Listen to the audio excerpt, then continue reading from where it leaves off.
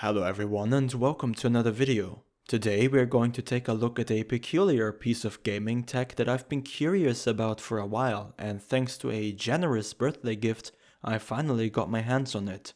This is the Evercade EXP-R. Enjoy!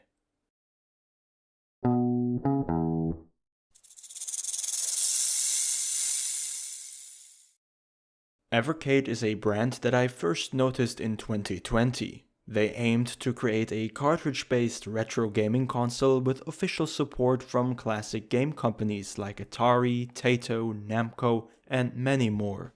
Initially, I thought it was a gimmick and didn't pay much attention, but the company has since expanded its game portfolio drastically. They now offer over 60 different cartridges holding several hundred games, ranging from old Atari 2600 titles to modern indie games.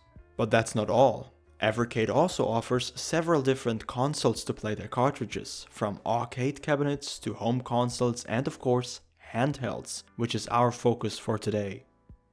The Evercade EXP-R is a revision of the older Evercade EXP and comes bundled with the Tomb Raider Trilogy cartridge, which is a very impressive pack-in if you ask me.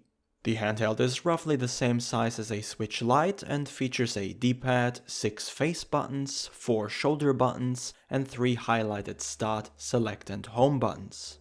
The 2 additional face buttons on the side are for Tate mode, allowing you to play arcade games in their native vertical aspect ratio. However, I have yet to purchase a cartridge with games that fully utilize this feature. The handheld is incredibly light.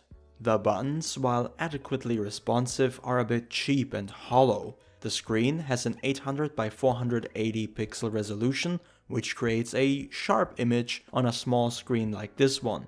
Unfortunately, the viewing angles are poor, and the unit suffers from noticeable backlight bleed. The Evercade cartridges are small and fit into the cartridge slot on the back of the console. To my dismay, you have to apply a lot of pressure to slide the cartridge into the slot, and removing it isn't smooth either. The first time I inserted a cartridge, I thought I had done something wrong because it was such a tight fit. It loosened up over time, but it felt a little dodgy to say the least. I must admit, I hoped the build quality would be a little better. Since Evercade has made several revisions in the past, maybe they will also make a more high-quality handheld in the future.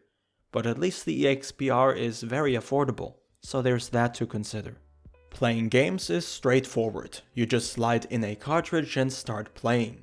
The user interface is simple and practical, allowing for save states and control remapping for each game individually, so you don't need to abstain from modern features to enjoy retro classics.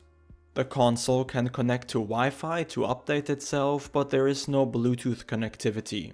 If you wish to use headphones, you need to use wired ones. The battery is charged via USB Type-C and will last anywhere between 4 and 5 hours, which is more than enough for the intended on and off use. The big selling point of the Evercade is in the game cartridges. These come in appealing plastic cases and feature beautiful colored manuals, sometimes including stickers, posters, and other bonuses.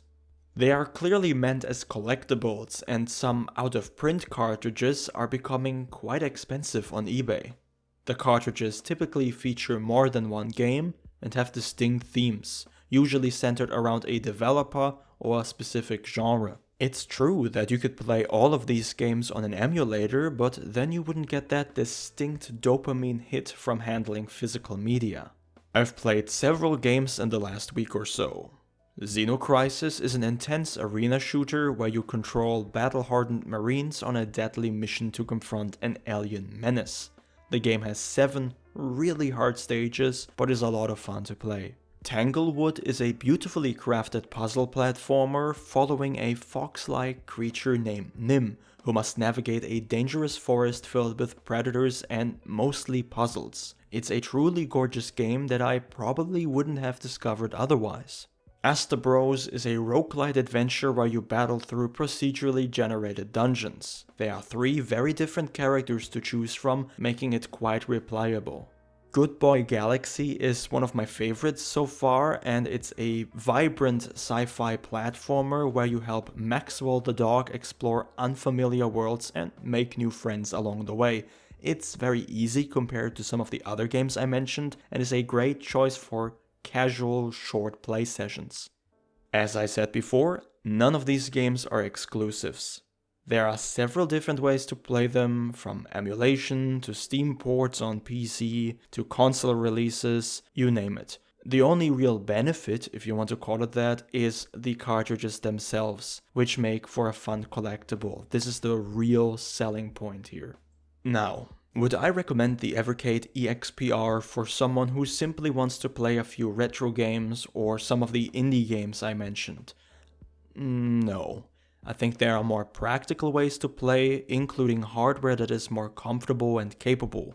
However, if you're a collector or someone who appreciates the tangible experience of physical media, the Evercade EXP-R offers a unique charm at a comparably low price.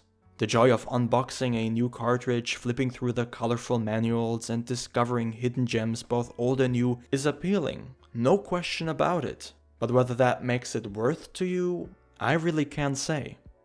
But that's it on my part. If you have any questions or simply want to share your opinion, please leave a comment below. Thank you all very much for watching, and of course, have a wonderful day.